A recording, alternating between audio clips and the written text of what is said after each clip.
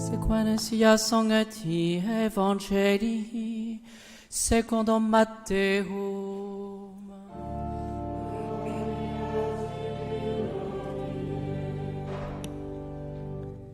Jésus étant né à Bethléem de Judée au jour du roi Hérode, voici que des mages venus d'Orient arrivèrent à Jérusalem en disant « Où est le roi des Juifs qui vient de naître ? Nous avons vu son étoile en Orient et nous sommes venus l'adorer. » Apprenant cela, le roi Hérode fut troublé et tout Jérusalem avec lui.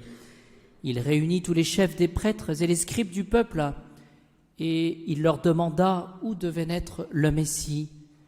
Ils lui dirent « À Bethléem de Judée, car voilà ce qui est écrit par le prophète, et toi, Bethléem, terre de Juda, tu n'es certes pas la moindre parmi les cités de Juda, car de toi sortira un chef qui sera le berger d'Israël, mon peuple. » Alors Hérode convoqua secrètement les mages, et il leur fit préciser le temps où l'étoile avait paru.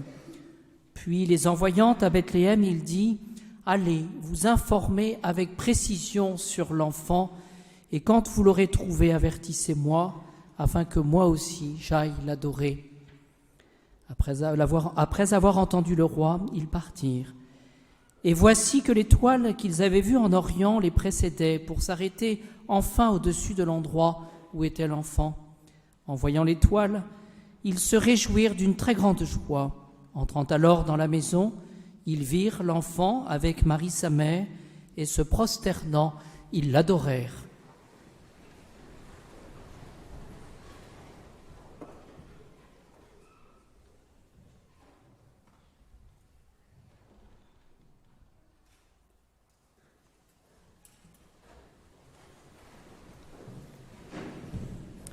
Ouvrant leur trésor, ils lui offrirent comme présent l'or, l'encens et la myrrhe.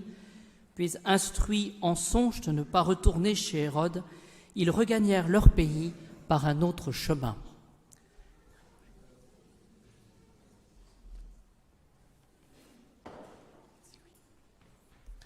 Au nom du Père, du Fils et du Saint-Esprit, ainsi soit-il. Nous allons, pour cet évangile de l'Épiphanie et aussi pour ce début d'année, nous allons méditer sur l'étoile, cette étoile qui a guidé les rois mages jusqu'à l'enfant Jésus. En effet, aujourd'hui, Épiphanie, nous fêtons la manifestation de Dieu sur terre. Et nous aurons ce soir, à 18h, à l'antienne à Magnificat, après les psaumes que nous aurons chantés, nous aurons l'évocation des trois manifestations de Jésus sur cette terre. Jésus comme Messie, il sera question des mages, donc c'est ce que nous fêtons tout de suite. Il sera question aussi du baptême de notre Seigneur. Et vous vous souvenez que pour le baptême de Jésus, il y a eu ces paroles de Dieu le Père, « Celui-ci est mon Fils bien-aimé, en qui j'ai mis tout mon amour, toutes mes complaisances. » Donc il y a cette manifestation du Christ, le Fils de Dieu. Et il y aura la troisième manifestation de la divinité du Christ par l'évocation du miracle de Cana. Cana, premier miracle de Jésus, où l'eau a été changée en vin. Et donc il s'agit de l'annonce, plus spécialement aujourd'hui avec les mages, de l'annonce de l'Évangile pour, je dirais, toute la terre. Les mages représentent d'une certaine manière les païens, le monde païen. Il ne s'agissait pas du peuple juif, mais il s'agissait justement de cette découverte du Christ par le monde païen. Voyez ? Il s'agit donc de l'annonce, de l'extension de l'Évangile à toutes les nations, ou plus exactement l'annonce du culte rendu par des païens au Messie d'Israël. Et les mages représentent toute la gentilité. De manière plus générale aussi, il s'agit pour l'homme, dénué de toute révélation surnaturelle, de l'homme qui se dirait par exemple athée, dénué de toute révélation surnaturelle sur Dieu, à l'homme aussi qui ignore les prophéties, ne fait pas partie du peuple élu, eh bien tout homme est capable de scruter, de découvrir dans la nature et de scruter la nature et ses secrets et d'y trouver justement la place justement du bon Dieu, l'existence du bon Dieu. Vous voyez, ces rois mages, ils avaient cette habitude de scruter les astres. C'est pour ça qu'ils ont découvert cette étoile qui brillait de manière mystérieuse, qui brillait plus que les autres. Elle brillait, cette étoile, disent les pères de l'Église, elle brillait plus que toutes les autres étoiles. Elle brillait tellement qu'on pouvait la suivre même pendant le jour. Voyez, cette étoile aussi avait cette particularité d'indiquer exactement l'endroit où il y avait Jésus. Et donc, cette étoile, l'air de rien, elle a dû descendre pour montrer exactement où était la crèche, le lieu de la naissance de Jésus. Voyez. Et donc, voyez, c'est un bel exemple pour nous, surtout en ce moment, eh bien de savoir que Dieu, qui est au ciel, eh bien, n'abandonne pas les hommes. Il se manifeste. Et il manifeste son existence. Il manifeste son épiphanie. Il montre sa divinité. Il montre qu'il existe. Vous voyez, je crois qu'il y a un défi, spécialement en ce début d'année, où justement on recherche des signes, des moyens de sauver l'humanité, où les repères sont un petit peu perdus. De bien comprendre que le Messie, le Christ Jésus, est le seul et unique Sauveur, et que c'est le moment justement de le rappeler, cela, bien simplement. Vous ne savez pas comment vous sauver, prions un peu plus le bon Dieu par le Christ, par Notre-Dame. Voyez, c'est l'étoile, donc c'est ce qu'il faut retenir aujourd'hui, c'est l'étoile qui va mettre tous les hommes en route vers Jésus, va montrer où se trouve Jésus. Et donc l'homme, d'une certaine manière, dispose du pouvoir de scruter l'ordre du monde, c'est ce que je disais tout à l'heure, et d'en extraire une certaine sagesse. C'est-à-dire que ce qui fait justement notre spécificité, c'est que nous avons cette intelligence et donc cette activité réflexe. Nous ne savons pas d'où nous venons et donc nous pouvons rechercher d'une certaine manière, à travers la créature, rechercher dans une induction un petit peu ce premier principe qu'est le bon Dieu, c'est notre intelligence, cela, cette activité de réflexion. Oui, disons-le, l'homme n'est pas un robot, il n'a pas à vivre comme étant conditionné dans une sorte de totalitarisme, disons les choses, un petit peu comme si les choses étaient préétablies. Non, il s'agit pour tout homme de rechercher justement, il a été créé à l'image du bon Dieu, et justement cette étoile montre que Dieu se préoccupe et montre le chemin vers Jésus. C'est ce qu'ont connu les mages d'ailleurs. Ils ont tout quitté, ils se sont dirigés vers Jésus. Vous voyez, je crois que cette étoile, spécialement en ce moment, nous avons perdu certains repères en tout cas, où tout est bouleversé. Bien, revenons à cette boussole qui est le Christ, qui nous montre le Christ. Je crois que c'est vraiment ce qu'il faut retenir. Que dit saint Augustin sur cette étoile ? Il dit que devant le mystère de Noël, devant le mystère de cette infinie majesté que Dieu représente, mais qui est cachée dans une étable, devant cette immensité de Dieu qui va s'enfermer d'une certaine manière dans la crèche, eh bien tout à coup, un nouvel astre brille au ciel. Il brille plus exactement du ciel sur la terre. Et il chasse, et c'est ça qu'il faut comprendre, l'obscurité de l'univers, et il va changer la nuit en jour, afin que la nuit soit repoussée. Vous voyez, cette idée, cette image de la lumière, cette représentation de la lumière par rapport à l'obscurité, celui qui vit dans l'obscurité, c'est celui qui finalement est vulnérable, il ne sait pas où il va, il est perdu, il a besoin de repères. Bien, nous avons besoin de la lumière, et cette lumière, elle nous est donnée par cet astre. J'ai regardé dans Saint Jean Chrysostome ce qu'il disait sur cette étoile-là. Et voici ce qu'il dit. Alors, c'est pas... il y a d'autres pères de l'Église qui pensent autre chose, mais retenons ce que dit Saint Jean Chrysostome. Cette étoile n'était pas une étoile ordinaire. Alors, je vous l'ai dit tout à l'heure, parce qu'elle éclairait plus que les autres étoiles. Même en plein jour, elle se déplaçait. Et Saint Jean Chrysostome dit, elle n'était même pas une étoile, mais plutôt une vertu invisible. C'est-à-dire que cette étoile, elle avait comme pouvoir d'attirer les mages et de les conduire à Jésus. Vous voyez ? Eh bien, retenons cette idée de vertu invisible. Elle n'avait pas comme les autres un mouvement fixe et invariable.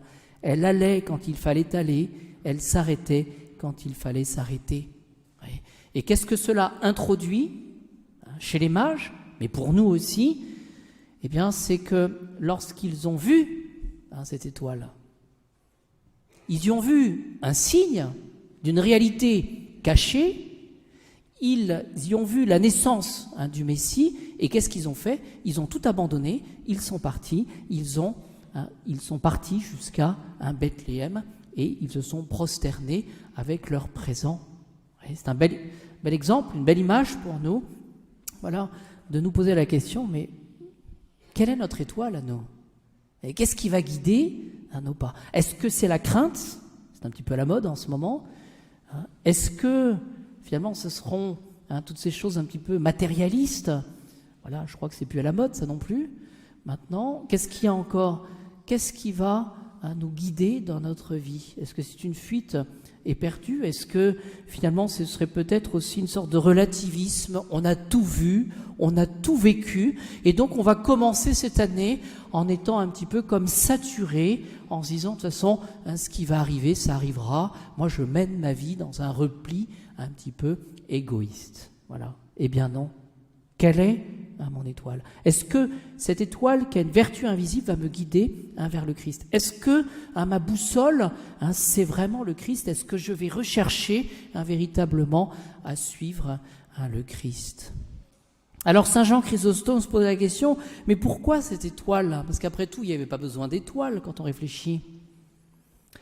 Quand ils sont arrivés à Jérusalem, les rois mages, ils se sont adressés aux scribes et aux princes des prêtres, et ils ont obtenu la réponse sur le lieu de la naissance du Christ. Ils ont consulté les Écritures, les prophéties, et la réponse était à Bethléem. Donc, pas besoin d'étoile. Et pourtant, cette étoile, elle est réapparue et elle a montré justement l'endroit de la naissance de Jésus. Alors pourquoi cette étoile? Quelle est la raison d'être de cette étoile? Eh bien, la réponse de Saint Jean Chrysostome, c'est pour convaincre, pour montrer l'infidélité des Juifs, la nôtre aussi. Voilà. Est-ce que nous avons suffisamment la foi? Les Juifs avaient l'Écriture, ils avaient les prophéties. Nous avons tout. Nous avons la messe, nous avons les sacrements, nous avons la parole de Dieu. Et après tout, on pourrait se dire, mais oui, mais le Christ, je ne le trouve pas.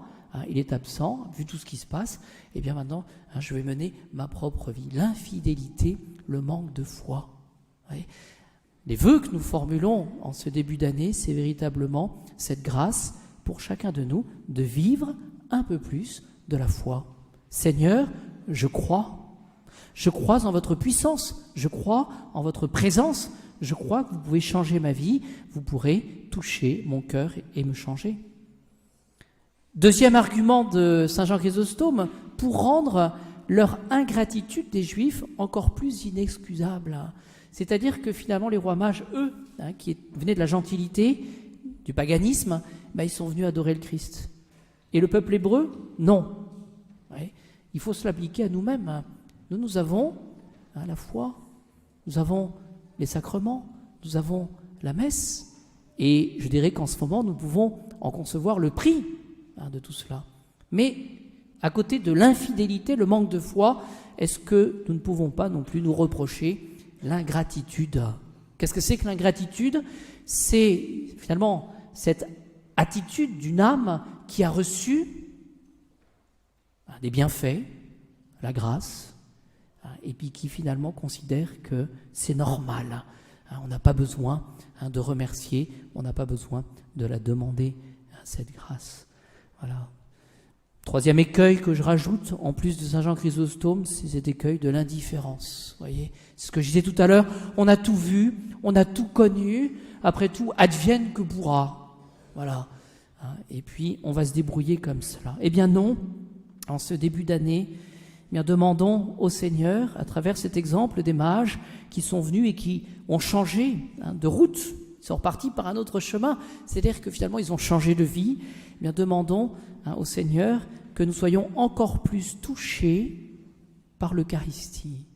Et cette communion que nous allons faire aujourd'hui, du moins je le souhaite, ou cette bénédiction que nous allons recevoir, il faut qu'elle change notre dimanche, qu'elle change notre semaine, notre année, cette Eucharistie. La messe à laquelle nous assistons aujourd'hui, beaucoup en sont privés, eh bien, remercions pour la messe où nous sommes comme au pied de la croix, avec Jésus qui nous donne toutes ces grâces.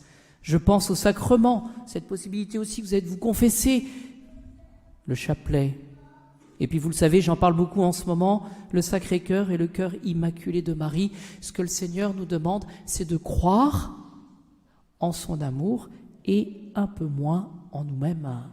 Et nous avons perdu d'une certaine manière, cette année passée, tous nos points de repère. C'est un peu déroutant, on est un peu désorienté.